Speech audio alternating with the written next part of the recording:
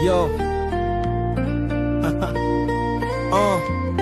Yeah, alas 12 ng gabi, papasok sa opisina. Habang tulog ang lungsod, ako'y naglalakbay na naman. Headset sa bag, pangarap ang laman. Bawat takbang parang laban na naman. Sa bus, sa EDSA o tren ng MRT. Pagod na katawan pero tuloy ang biyahe sa MRT o LRT.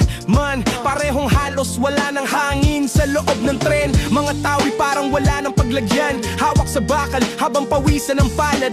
Bag sa harapan baka mawala ang gamit. Minsan tumitirik pa ang tren sa gitna ng biyahe. Oras ay tumatakbo habang kabay lumalala. Late na naman, lagot na naman sa bisor. Titignan ka parang siya ang may-ari ng floor. Parang tagapagmana ng buong kumpanya. Isang minutong late, sermon at papel agad ang kapalit. Hello sir, hello ma'am, sabi ng ahente sa kabilang linya. Boses lang ang puhunan para sa pamilya. Hello sir, hello ma'am, pasensya kung pagod na. Habang tulog ang bayan, kami ang sagot sa problema.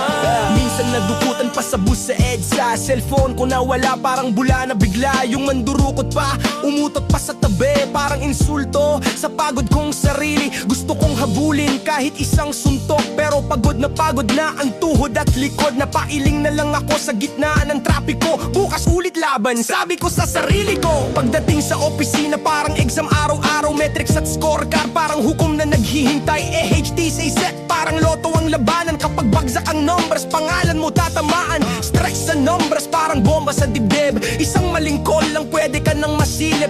Kapag pula ang stats mo sa dulo ng report, isang email lang pwede ka nang mawala sa workforce. Hello sir, hello ma'am, sabi ng ahente sa kabilang linya. Boses lang ang puhunan para sa pamilya. Hello sir, hello ma'am, pasensya kung pagod na.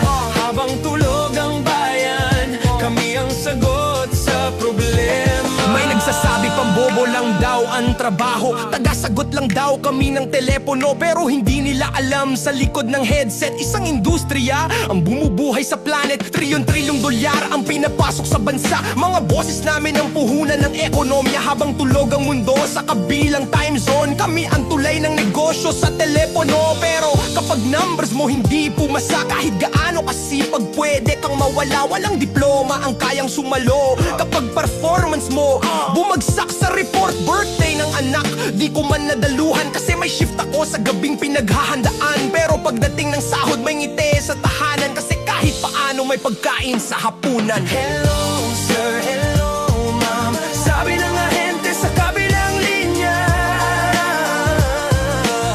Habang tulog ang bayan, hello sir, hello ma'am, ito ang buhay namin. Call center agent, tahimik na bayani ng gabi.